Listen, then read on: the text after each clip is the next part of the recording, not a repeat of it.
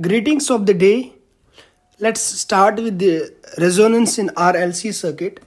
So हमारे पास R, L and C है. Okay. These are connected to an AC source. R, L and C connected to an AC source of voltage V, RMS obviously, and frequency F hertz, or omega is angular frequency, which is equal to 2 pi F. Now the current that flows through this circuit, let us suppose that is I. Obviously we are talking in RMS value, so this will be RMS current. Now ये जो हमारे पास AC circuit है, we know कि जो current को impedance offer होती है net, उसमें R का भी कुछ रोल होता है और उसमें L और C का भी कुछ रोल होता है. Now R resistance in AC circuit, it is independent of frequency. Before going into the topic, हम थोड़ा सा जो है बेसिक्स रिवाइज करते हैं. Then resistance offered by the inductor is called as inductive reactance. You know that it is given by XL and it is depending upon frequency of the source and it is equal to omega into L, or I may say it is 2 pi F into L. So I can say that it directly depends on the frequency. उसके बाद हमारे पास है inductive reactance, capacitive reactance. It is 1 upon omega C. So that means 1 upon 2 pi FC. So both these inductive reactances and capacitive reactances, they are function of frequency. This one is independent of frequency and this is function of frequency. It depends on frequency. Okay. Depends on frequency. Now एक RLC circuit में कितना inductive reactance होगा, it will depend कि source की कितनी frequency है, because it depends on the frequency of source, it depends on frequency of source. So ये जो रिएक्टेंसेस या ये जो ऑफर रेजिस्टेंस करेंगे एसी सर्किट में, that wholly and solely depends on the source.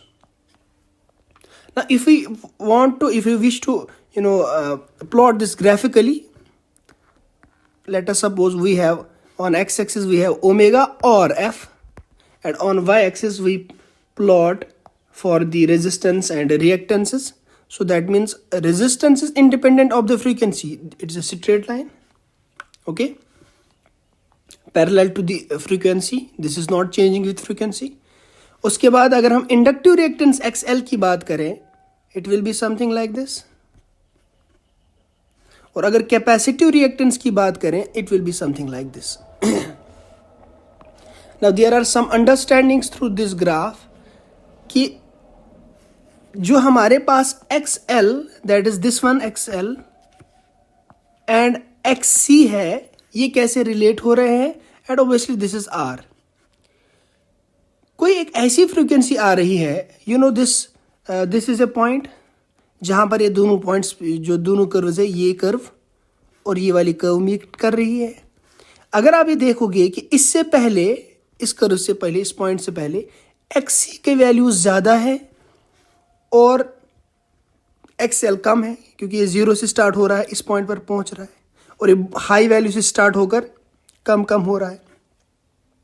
और इसके राइट साइड में जब आप जाओगे, XL ज्यादा है and this is less.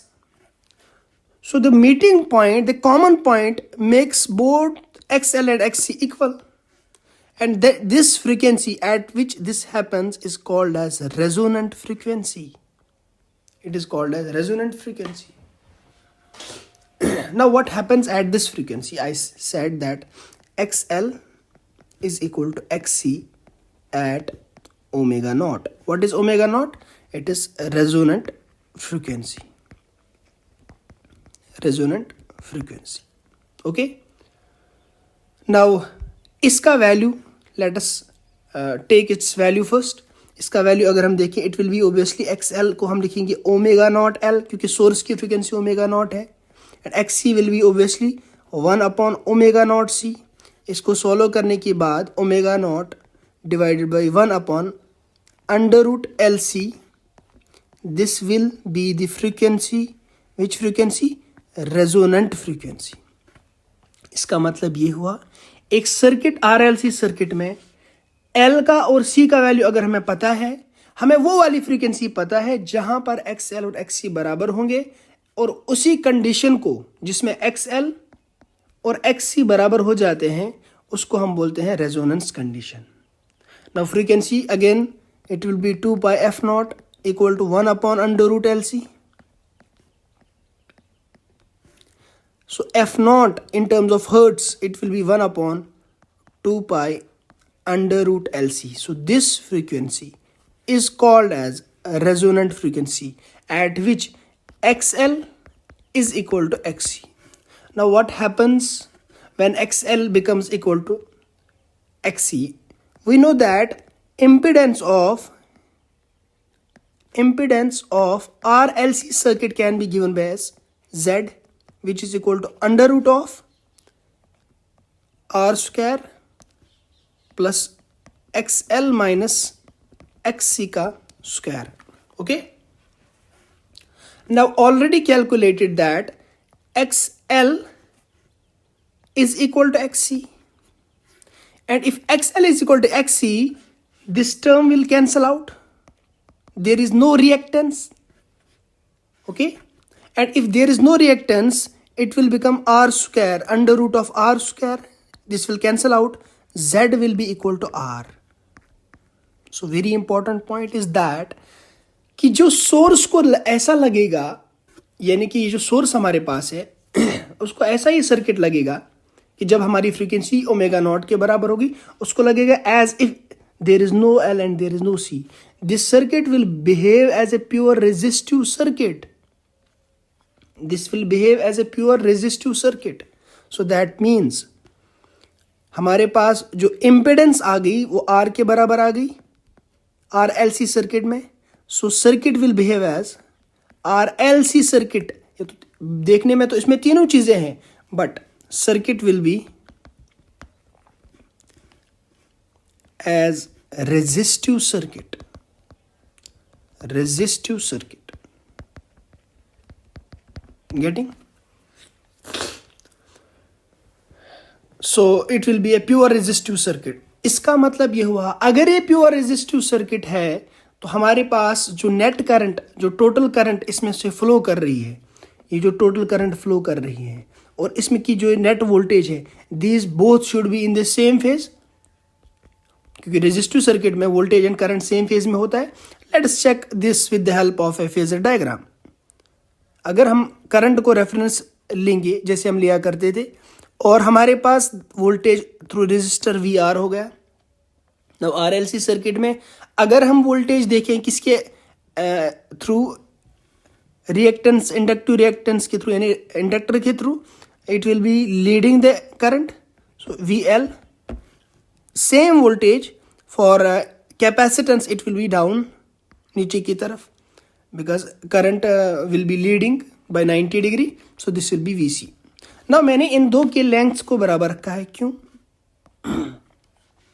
because we know voltage है बराबर I, करंट तो सेम है तीनों में, I into XL, और यहाँ पर वोल्टेज है बराबर I into XC. we know I तो दोनों में बराबर है because it is a series RLC circuit, series में है.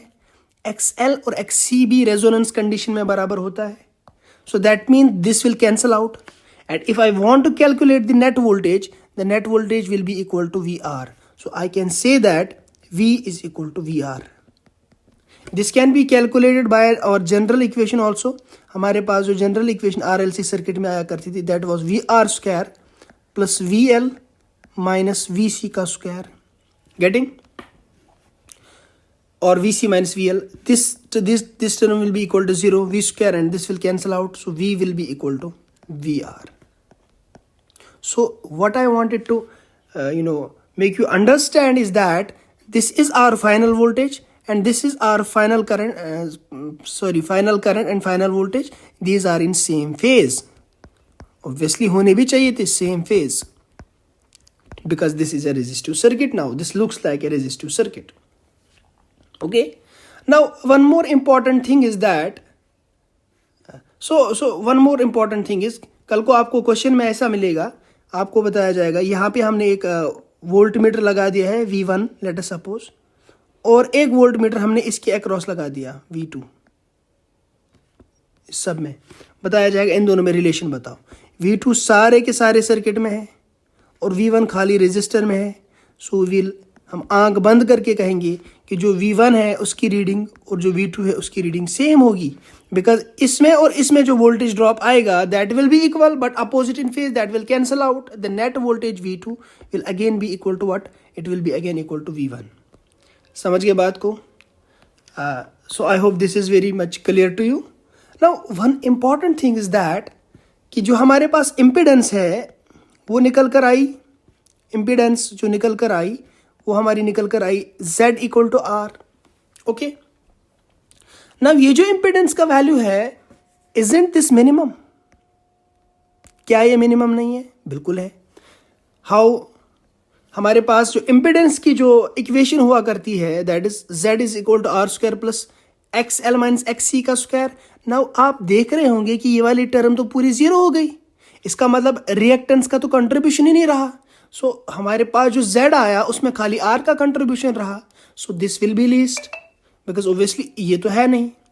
So that means this is minimum value of the impedance. So you can say that resonance condition में जो RLC circuit offer करता है इम्पिडेंस, वो सबसे लीस्ट इम्पिडेंस ऑफर करता है। ओके, और अगर हम बात करें करंट की, जो हमारे पास RMS करंट चलती है, दैट इज ऑब्वियसली हमें पता है एक AC सर्किट में जो नेट करंट होती है बराबर सीरीज सर्किट में या जनरली किसी भी सर्किट में net voltage divided by Z impedance. Now this is V divided by R and obviously this is minimum. So can I say if impedance offered to an RLC circuit is minimum, the current will be maximum? Obviously. So the impedance offered to RLC circuit, it is maximum for minimum value of resistance. I hope this is very much clear to you. So I can say that at resonance impedance is minimum and current flowing through